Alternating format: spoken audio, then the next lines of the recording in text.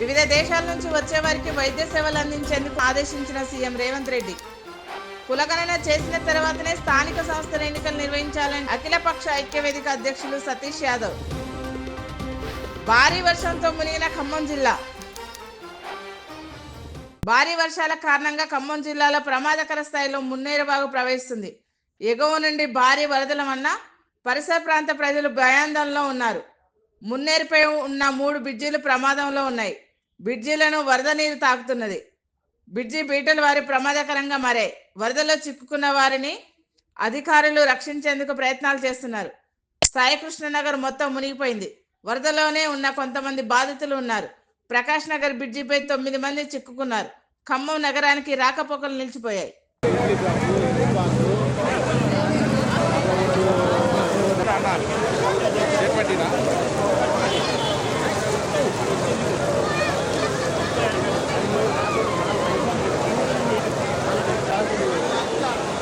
CM Chandrababu diversion రాజకీయాలు చేస్తున్నారని YCP మాజీ ఎంపీ భరత్ ఆరోపించారు. ఈవీఎంల ట్యాంపరింగ్ పై చర్చ నుండి ప్రజలను డైవర్ట్ చేయడానికే వైసీపీ ఎంపీలతో రాజీనామా చేస్తున్నారన్నారు. మోపిదేవి వెంకటరమణకు వైసీపీ ఎంతో లిఫ్ట్ ఇచ్చిందన్నారు. రాజమండ్రిలో టీడీపీ ఎమ్మెల్యే చేస్తున్న అవినీతి అక్రమాలని వెలికి తీస్తానని చెప్పారు. ఇది గత 2 సంవత్సరాలు గతం నుంచి కూడా ఇది జరుగుతూ ఉందంట. కాలేజ్ యాజమాన్యము ఎందుకు స్పందించట్లేదు? దీన్ని కప్పిపుచ్చే కార్యక్రమం ఎందుకు చేస్తున్నారు? ఈ ఇష్యూ ఫ్లేరప్ అవుతుంది. గడిచిన 4-5 రోజుల నుంచి ఫ్లేరప్ అవుతుంది. దాన్ని డైవర్షన్ ఇమీడియట్గా చంద్రబాబు నాయుడు గారు ఇంకో పథకం ఇంకోటి పన్నాగు ఏం చేశాడంటే, ఇంత పెద్ద ఇష్యూ ఇక్కడ జరుగుతూ ఉంటే అక్కడి నుంచి ఒక బాంబే నుంచి ఒక పేటిఎం ఒక ఆర్టిస్ట్ని తీసుకుని వచ్చి అదేదో పెద్ద అక్కడేదో పెద్ద జరిగిపోయినట్టు మళ్ళీ ఇక్కడ ఆంధ్రప్రదేశ్లో ఒక డైవర్షన్ పాలిటిక్స్ అంటే ఈ ఇష్యూని కప్పిపుచ్చే కార్యక్రమంతో మన పిల్లల్ని వదిలేసి 300 మంది పిల్లలు వాళ్ళకి సంబంధించిన వీడియోలు తీశారని వాళ్ళు ఆరోపణలు చేస్తూ ఉంటే ఈ గొడవ మానేసి చంద్రబాబు నాయుడు గారు ఆ కదంబరి అనే అమ్మాయి గురించి మాట్లాడుతూ ఉన్నట్టు. అసలు ఏం జరుగుతూ ఉంది ఆంధ్రప్రదేశ్ రాష్ట్రంలో? డైరెక్ట్గా వాళ్ళు బాత్రూముల్లో స్నానాలు చేసే వీడియోలు బయటకు వచ్చాయి అని చెప్పి వాళ్ళు ఆరోపణలు చేస్తూ ఉంటాయి పిల్లలు. దాని గురించి మాట్లాడకుండా ఎవరో బొంబాయి నటి ఇలాంటి వాళ్ళు చాలా మంది ఉంటారు. ఈ బ్లాక్మెయిల్ ధోరణిలో బాంబేలో కుప్పలు తెప్పల కింద ఉంటారు. అదేదో పెద్ద ఇష్యూలా తీసుకుని వచ్చి ఇక్కడ మీడియాని డైవర్ట్ చేసే కార్యక్రమం చేస్తాం. వనపర్తి జిల్లా కేంద్రంలో ప్రభుత్వ హాస్పిటల్లోని ఎమ్మెల్యే మేఘారెడ్డి సందర్శించారు. ఎడతెరిపి లేకుండా కురుస్తున్న వర్షానికి ఆసుపత్రిలోని పలు విభాగాలను పరిశీలించారు. హాస్పిటల్ సమస్యల పరిష్కారానికి కావాల్సిన నివేదికను తయారు చేయాలని అధికారులను ఆదేశించారు. రోగులకు మెరుగైన వైద్యం అందించాలన్నారు.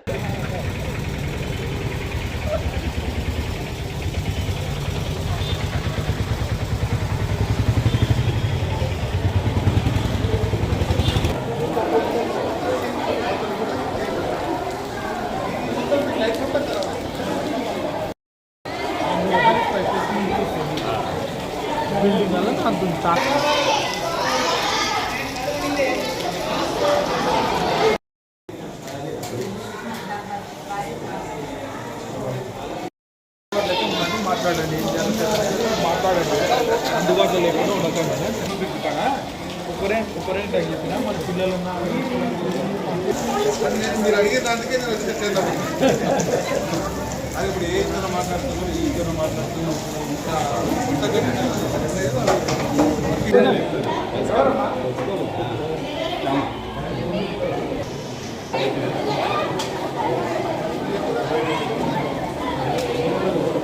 వీళ్ళ కొత్త బిల్డింగ్ వల్ల మాకు మున్సిపల్ ఆదాయం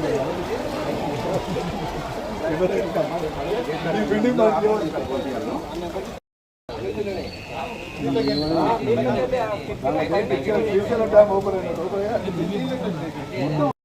ఈ బిల్డింగ్ అన్ని కలిపి మొత్తం ఒకసారి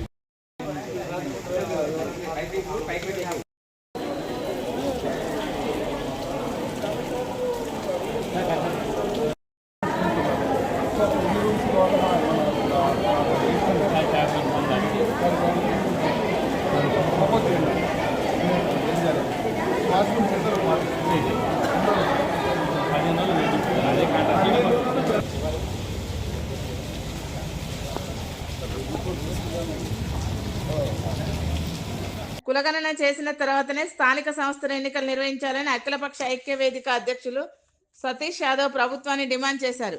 కులగణనతోనే అన్ని సామాజిక వర్గాలకు న్యాయం జరుగుతుందని చెప్పారు. మేనిఫెస్టోలో పెట్టిన హామీలు అమలు చేయాలన్నారు.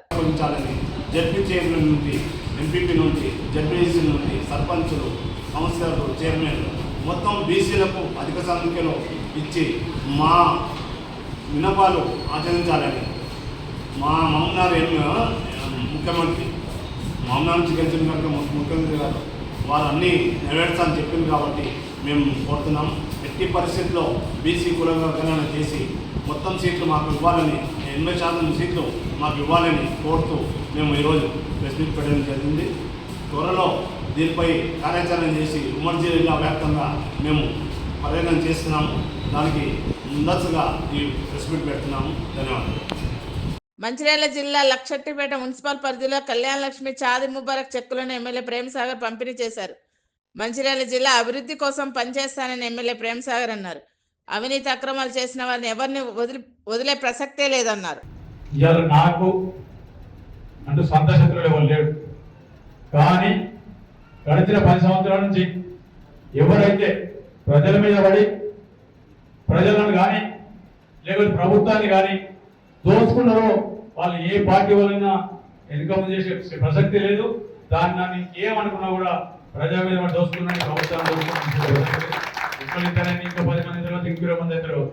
ఖచ్చితంగా వాళ్ళందరినీ, నాకు సొంత శత్రువులు ఎవరు లేదు, నాకు సొంత శత్రువు నాకేం లేదు. నాకు ఇక్కడ మూల పంచాయతీ, జాగ పంచాయతీ, నాకుండదు ఒకటే పంచాయతీ. నాకు సంబంధించిన అక్క చెల్లెలకు సంబంధించిన అన్నదమ్ములకు సంబంధించిన బీద వాళ్ళకి సంబంధించిన 80% ఉన్న ప్రజలకు సంబంధించి ఎవరైతే గడిచిన 10 సంవత్సరాల నుంచి వాళ్ళ పేరు వీళ్ళ పేరు అడ్డదిడ్డం దోసుకుంటారో, ప్రభుత్వ గోడం కానీ ఇంకేమి తీసి ఇసుకలు అమ్ముకొని ఏమేమి చేసిండ్రో అందరి చరిత్ర ఇక్కడ తెలుసు. ఇవాళ సొసైటీలో డబ్బులు ఎవరు మాయం చేసిండ్రు, డీసీఎంఎస్ ఏమైనా ప్రతి ఒక్కరు అందరూ తెలిసి వీళ్ళందరూ అనుకుంటారు నన్ను గుండా అంటే రౌడీ అంటే నన్ను గుండా అన్న రౌడీ అయినా 10 ఏళ్ళ నాకు పేరు పెట్టి నేను భయపడలేదు. ఇవాళ గుండా అయినా రౌడీ అయినా కూడా నా అక్కల కోసం, చెల్లెల కోసం, నా అన్నదమ్ముల కోసం, విజయవాడ కోసం, కార్యకర్తల కోసం తప్పితే ఎవరైతే ప్రజల సొమ్ము తిని ప్రజలను దోసుకున్నారో, వీళ్ళని ఇబ్బంది పెట్టినో వాళ్ళందరికీ శిక్ష తప్పదు, ఖచ్చితంగా శిక్షించక తప్పదు. నన్ను ఏ రకంగా పేరు పెట్టి భయపడను. అదే విధంగా మిగతా ప్రభుత్వానికి సంబంధించిన వీళ్ళకి వచ్చే బీద వాళ్ళకి వచ్చే స్కీములలో రైతు బంధుల దోపిడీ, దళిత బంధుల దోపిడీ, ఇంకో దాని దోపిడీ, ఎక్కడ పడితే అక్కడ సీఎం రిలీఫ్ల పైసలు, చిక్కేదాల పైసలు, కళ్యాణ లక్షల పైసలు, అన్ని రకాల పైసలు ఎవరు నిలిచిపెట్టలేదు తల్లి. మీ అందరి ఉసురు తాకిన వాళ్ళకి ఖచ్చితంగా వాళ్ళ బాబా పడుతుంది. ఇంకో రోజు లేదు, ఇంకో మొదలైంది, ఇంకో 2-3 లోపల ఇది దౌర్భాగ్యం అనుకోని కృష్ణతో తినేమనుకున్నా పర్లేదు. నేను ఇక్కడ గెలిచింది, మీ అందరు గెలిపించింది, నా మీద నమ్మకంతో గెలిపించింది కాబట్టి మీకు చెందిన ఇంతవరకు ఎవరైతే రూపాయి తిన్నా 10 రూపాయలు తిన్నా అవన్నీ వాళ్ళందరినీ జైలు పంపించి కట్టించబడుతుంది. అది ఖచ్చితంగా దాంట్లో టీఆర్ఎస్ లీడర్ కానీ బీజేపీ లీడర్ నా పేరు పెడతాను. రౌడీ గుండా, వాళ్ళని రౌడీ అనుకున్న పర్లేదు, గుండా అనుకున్న పర్లేదు, ఇంకేమనుకున్న పర్లేదు. నేను చేసే రౌడీ, నేను చేసే గుండా ఇదో నా మంత్రాల నియోజకవర్గ అక్క చెల్లెలకు, బీద వాళ్ళకు, అన్నదమ్ములకు లాభం జరగడం కోసం, న్యాయం జరగడం కోసం నాకు ఏ పేరు పెట్టండి సిద్ధం. వనమోచన కార్యక్రమాన్ని విజయవంతం చేయాలని AP deputy CM Pawan Kalyan అన్నారు. విదేశీ మొక్కలు పచ్చదనంతో రాష్ట్రం కలకల్లాడాలని అన్నారు. దేశవాళీ మొక్కలే పర్యావరణానికి నేస్తాలని అన్నారు. స్థానిక వృక్ష జాతులు నాటడం ద్వారా జీవ వైవిధ్యాన్ని, నేల ఆరోగ్యాన్ని మరియు పర్యావరణం మరియు మానవ ఆరోగ్యాన్ని కాపాడిన వాళ్ళు అవుతాం. అందుకే దేశవాళీ చెట్లు పెంచడం చాలా చాలా అవసరం. మన దేశ భూ వాతావరణ జీవ వైవిధ్యాన్ని ముప్పు కలిగించే అన్య దేశ జాతుల్ని నాటడం మనందరం మానుకోవాలి. చూడటానికి మొక్క ఆకర్షణీయంగా ఉంది, మొక్క నాటితే ఏపుగా పెరిగిపోతుంది, నిర్వహణ ఖర్చులు అని చెప్పి ఎవెన్యూ ప్లాంటేషన్ పేరు మీద గత దశాబ్ద కాలంలో అన్య దేశ వృక్ష జాతులైన కోనాకార్పస్, ఏడాకుల పాల, మడగాస్కర్ ఆల్మండ్, ఆస్ట్రేలియా తుమ్మ లాంటి వృక్ష జాతుల్ని విరివిగా నాటేశాం. వీటి మూలంగా పర్యావరణానికి ప్రయోజనం కంటే కూడా ఆరోగ్యం మీద, భూగర్భ జల సంపద మీద చాలా తీవ్ర ప్రభావం చూపుతూ ఉంది. అందరూ ఆ ప్రాంత జీవ వైవిధ్యాన్ని పెంపొందించే స్వదేశీ జాతులను మాత్రమే నాటాలి అనేది ఏ దేశపు వృక్ష శాస్త్రజ్ఞుల్ని అడిగినా చెప్పే మాట ఇది.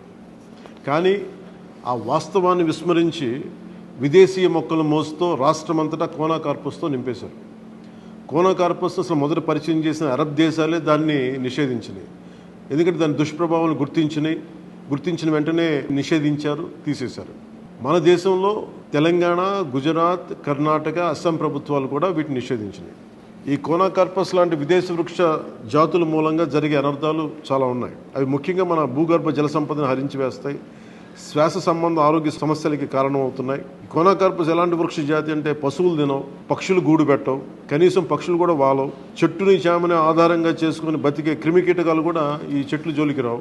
పక్షులే దూరంగా ఉండే ఈ మొక్కల్ని మనం మోజులో పడి ఎందుకు వేయాలి అనేది కీలకమైన ప్రశ్న. అందుకే ప్రతి సంవత్సరం జూన్, జూలైతో మొదలై నవంబర్లోని కార్తీక సమారాధన వరకు కొనసాగే ఈ వన మహోత్సవ కార్యక్రమంలో మన స్వదేశీ జాతులైన జీవ ఇంధనంగా ఉపయోగపడే కానుగ, వేప, చింత, ఉసిరి, శ్రీగంధం, ఎర్రచందనం, రావి, మర్రి, రేల, దిరిసెన, సీత, అశోక, మారేడు, నేరేడు, దేవకాంచనం, తెల్లమద్ది, మామిడి, కదంబం, జమ్మి, వెలగ, సీతాఫలం ఇలాంటి ఇంకా ఎన్నో మన జాతుల మొక్కల్ని నాటాలని అందరినీ అభ్యర్థిస్తున్నాం, కోరుకుంటున్నాం. 29% ఉన్న మన పచ్చదనాన్ని 50% తీసుకెళ్లే లక్ష్యంగా చంద్రబాబు నాయుడు గారి నాయకత్వంలో కూటమి ప్రభుత్వం పనిచేస్తుంది. అందరం కలిసి పచ్చదనాన్ని పెంచుకుందాం, పర్యావరణాన్ని కాపాడుకుందామని తెలియజేసుకుంటూ జై హింద్. హైదరాబాద్లో హెల్త్ సిటీలో హెల్త్ టూరిజం అభివృద్ధి చేయాలని సీఎం రేవంత్ రెడ్డి అధికారులను ఆదేశించారు. సెంటర్లు నెలకొల్పేందుకు ముందుకు వచ్చే సంస్థలకు ప్రభుత్వం తగిన ప్రోత్సాహాలు ఉండేలా కొత్త పాలసీ తయారు చేయాలన్నారు. వివిధ దేశాల నుంచి వచ్చే వారికి వైద్య సేవలు అందించేందుకు వన్ స్టాప్ సొల్యూషన్ ప్యాకేజీలు రూపొందించాలని చెప్పారు. మదిరాల ఎంఆర్ఓ కార్యాలయం నుంచి విద్యుత్ అధికారులతో తెలంగాణ డిప్యూటీ సీఎం బట్టి విక్రమార్క విద్యుత్ అధికారులతో వీడియో కాన్ఫరెన్స్ నిర్వహించారు. వర్షాల కారణంగా విద్యుత్ అంతరాయం కలిగిన చోట పునరుద్ధరణకు కలెక్టర్, పోలీస్, రెవెన్యూ, జిల్లా శాఖ అధికారులతో సమన్వయం చేసుకుని విద్యుత్ యుద్ధ ప్రతిపాదికన పునరుద్ధరణ చేయాలన్నారు.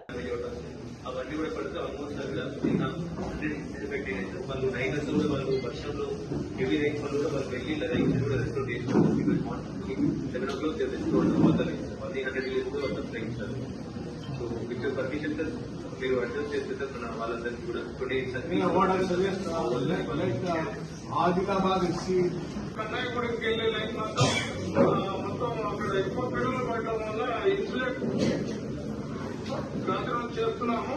ఇప్పటికీ ఒక 6 ఇన్సులేటర్ ఇంకా లైన్ లో ఉన్నాం సార్. అది ఇంకో 2 hours లో క్లియర్ అయిపోతుంది సార్ పిల్లలు. ఇంకో నుండి లవ పిల్లలు ఉంటుంది సార్, 11 kV. ఈ లైన్ లో ఏంటంటే మనకు ఈవినింగ్ వరకు ఆ విలేజ్ కి ఇస్తాం సార్.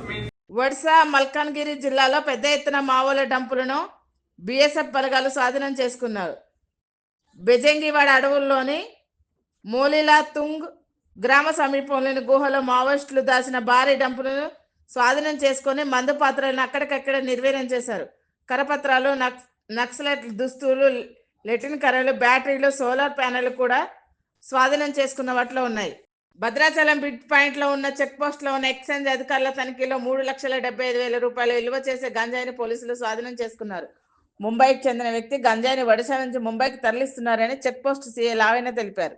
ముంబైకి చెందిన వ్యక్తి ముంబై నుంచి ఇక్కడికి భద్రాచలం నుంచి ఒడిశాకి వెళ్ళి అక్కడ గంజాయి కొనుగోలు చేశాడు. అది సుమారు 19 kgs దాకా ఉంటుందండి గంజాయి. 19 kgs ఇక్కడ ఒడిశా నుంచి కొనుక్కొని మళ్ళీ ముంబైకి తీసుకెళ్తుండగా మేము మార్గమధ్యంలో మేము పట్టుకోవడం జరిగింది. దీనికి సంబంధించి మేము ప్రొసీజర్ అంటే డాక్యుమెంటేషన్ అంతా ఫిల్ చేసి ఇక్కడ లోకల్ ఉన్న ఎక్సైజ్ SHOకి మేము అప్పచెప్పడం జరిగింది. విజయనగరం జిల్లా గణపతి నగరం నియోజకవర్గ కేంద్రంలోని SBI బ్యాంక్ ఏటీఎంలో సైబర్ నేరగాళ్లు ఏటీఎం కార్డు మార్చి దొంగలు 40,000 దోచుకొని పోయారు. ఏటీఎంలోకి వచ్చి డబ్బులు వేయమన్న వారికి సాయం చేసినట్లుగా నటించి ఏటీఎంలో డబ్బులు వేసి పిన్ నెంబర్ తెలుసుకొని కార్డు మార్చి డబ్బులు డ్రా చేసి దోచుకుపోయారని బాధితుడు శనపతి ప్రసాద్ ఆవేదన వ్యక్తం చేశారు. ఇదే విషయంపై పోలీస్ స్టేషన్లో ఫిర్యాదు చేశానని చెప్పారు.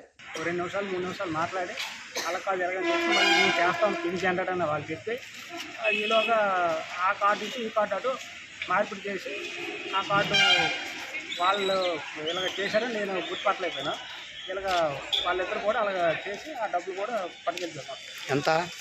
40,000 రూపాయలు నేను అక్కడ వేసాను. 40,000 రూపాయలు వాళ్ళు రామభద్రపాలెం తీసినట్టుగా మన బ్యాంక్ వాళ్ళు తెలియజేశారు సార్. మళ్ళీ నేను వెళ్ళి అడిగాను, మళ్ళీ ఎంత ఉంది సార్ నాదని అడిగితే ఇలా బ్యాంక్ వాళ్ళు అడిగి నువ్వు వెళ్ళి పోలీస్ కంప్లైంట్ ఇవ్వను బాబు. అక్కడికి వెళ్ళిన తర్వాత కంప్లైంట్ ఇచ్చావా? నేను వెళ్ళి పోలీస్ స్టేషన్కి వెళ్ళి కంప్లైంట్ ఇచ్చాను సార్. నేను అంటే అక్కడ వచ్చిన తర్వాత ఇక్కడ సీసీ ఫుటేజ్ బ్యాంక్ వారు చూశారు. విజయనగరం జిల్లా బొడ్డపల్లి మండలం గొట్ల గ్రామంలో ఎన్టీఆర్ పెన్షన్ భరోసాను మంత్రి కొండపల్లి శ్రీనివాస్ పంపిణీ చేశారు. ప్రభుత్వం ప్రజల అభివృద్ధి కోసం పనిచేస్తుందని మంత్రి శ్రీనివాస్ అన్నారు. రాష్ట్ర ప్రజలకు సామాజిక న్యాయం అందించేందుకు కూటమి ప్రభుత్వం కట్టుబడి ఉందన్నారు.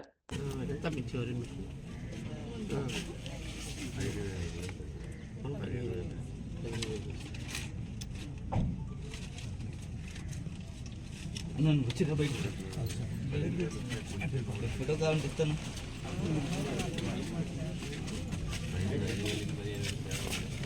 ఇది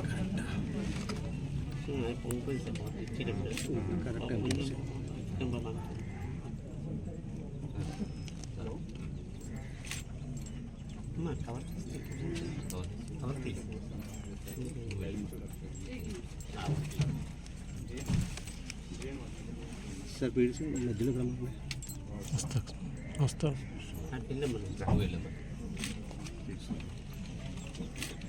సార్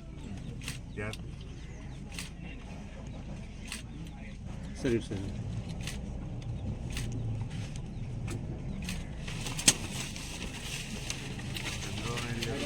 ఈరోజు పేదలు దినోత్సవం అన్నారు. ఇలాంటి పేదవాళ్ళందరికీ ఇలా సాయం చేయాలి.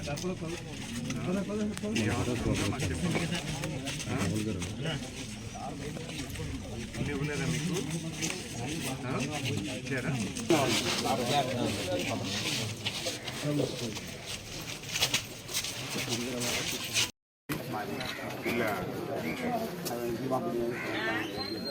మీ స్కీమ్ వచ్చేప్పుడు రాస్తాం.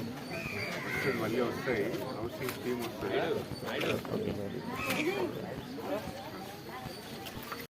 పెట్టాము సార్, ఇంత ముందు కూడా పెట్టాము. నెక్స్ట్ దీంతో పాటు 3 అంగన్వాడీలు మేము పెట్టాము సార్. మొత్తం పంచాయతీ మొత్తం ఇక్కడ ఒకటి పెట్టాలి. ఇక్కడ ఒకటి పెట్టాము. అక్కడ ఊళ్ళో పొజిషన్ కూడా బాగాలేదు. అలా వస్తుంది 2 అంగన్వాడీలు పూర్తిగా పోయి. Please like, share and subscribe Sneha TV.